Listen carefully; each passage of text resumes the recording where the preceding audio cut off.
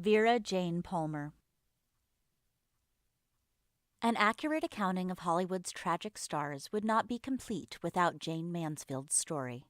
Hers was the most shocking, shameful, and wretched of all. I knew Jayne quite well for several years, and shared both good and bad times with her. She wanted to be a movie star from the time she was a very small girl named Vera Jane Palmer, growing up in Dallas, Texas, and she used everything within her power to attain that dream.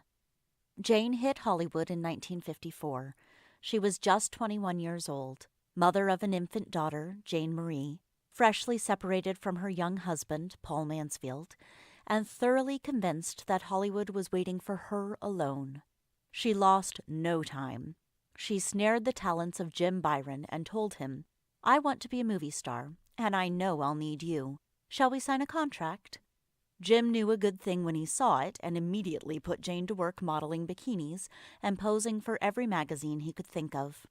Her first publicity gimmick paid off in spades. It was during the Christmas holidays, and Jim came up with a rather unique idea of introducing Jayne to the press.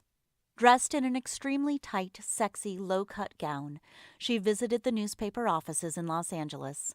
Slipping seductively into the columnist's or editor's office, she would present him with a bottle of booze, kiss him lingeringly upon the mouth, and wish him a Merry Christmas, as she slipped out of the door and into the next office. The scheme worked, better than even Byron had hoped, and the next day newspapers were filled with photos and descriptions of Hollywood's latest aspirant. That was the beginning of a love affair between Jayne and those hard-nosed types that was to endure a lifetime. Jayne was shrewd enough to realize that she would need these boys in her corner if she was going to crash Hollywood's Golden Gates overnight, and they knew that they would always get a good, sexy quote and a sexier photograph of the bustiest gal to hit town in a long time. They both got what they wanted. Jayne had done a few small parts in movies and had had reams of publicity, but her big break did not come until she had starred in the Broadway play Will Success Spoil Rock Hunter? When she returned to Hollywood, 20th Century Fox was waiting with a 7-year contract, and the rest, as they say, is history. She took off like a comet, with the release of the screen version of Will Success Spoil Rock Hunter, followed closely by The Girl Can't Help It. Whatever Jayne wanted, Jayne got. She wanted a handsome Hungarian muscle man, Mickey Hargitay, and the fact that he was married did not stop her. It merely slowed her down. They had to wait for the divorce, but they waited it out together, mostly in bed. By the late 50s, Jayne was the movie star she had always dreamed of being. Movie stars had to have the proper setting, so she purchased a large, rambling 3-acre estate in Beverly Hills, painted it pink, and put Mickey to work refurbishing it in a style befitting a celluloid queen. I visited Jayne and Mickey's Pink Palace many times, and was always a little in awe of it. It was certainly most grand, if a bit nouveau riche, with ankle-deep white carpets, velvet furnishings, crystal chandeliers dripping icily from every room in the house. Her bathroom was done in mirrored gold tile and held a sunken heart-shaped bathtub.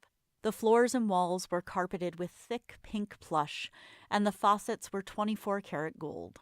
Her bedroom was pink and white, with a gigantic, specially made, heart-shaped bed and a small alcove off to the side, which she called her balling room, that had a wall-to-wall mattress, and the whole affair, bed, walls, and ceiling, were covered in thick, lush pink carpet. It overlooked the huge heart-shaped swimming pool which Mickey had built, lovingly, with his own 2 hands, and had even signed in gold tiles, "I love you, Janie," at the bottom near the steps. Years after her death, when other tenants bought or rented the Pink Palace and tried to paint over the tiles, they would mysteriously reappear, refusing to stay covered and out of sight, much like Jayne Mansfield herself. A large cabana bar was built alongside the pool, with a ceiling-to-floor aquarium built in behind the dark oak bar. The grounds were lush, plush, a Garden of Eden, and I think that Jayne sometimes believed that she was the first woman, Eve. She thoroughly enjoyed her success and all that money, saying to me at one time, "If you've got it, honey, why not flaunt it?" Downstairs was a huge playroom, with the entire walls and stairway covered with literally thousands of photographs and magazine covers of Jayne Mansfield's sex symbol. She had indeed arrived. She should have been happy, but she was not.